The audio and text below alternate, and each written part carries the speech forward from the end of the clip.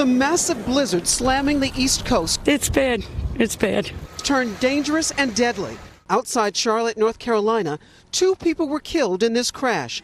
And near Raleigh, a desperate rescue attempt when a 13-year-old boy fell through ice into this pond. I was just walking and the ice cracked and I fell in. Across the South, thousands without power due to strong wind gusts. In Virginia Beach, are you guys coming from no power? Residents turned to shelters for safety. In Connecticut, it was near whiteout conditions. It's freezing. If you don't belong to be out here, you shouldn't be out here. The snow was too much for some structures to hold. There it goes. Watch as the roof of this gas station collapses in New Jersey. A state of emergency declared in the state, as well as in New York. From my point of view, nothing is worth endangering human life. On Long Island, homes burned on Oak Island. What's worse, fire crews were delayed getting there by boat because of heavy ice conditions on the water.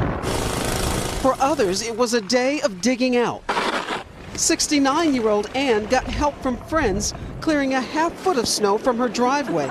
But she's also on another mission. What are you looking for? I'm looking for my newspaper. He may not have even delivered.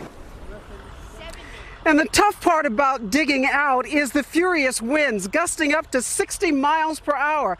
And authorities say another problem is on the way. Plunging temperatures, dangerously cold, and that's expected to last through the weekend. Hey, NBC News fans, thanks for checking out our YouTube channel. Subscribe by clicking on that button down here and click on any of the videos over here to watch the latest interviews, show highlights, and digital exclusives. Thanks for watching.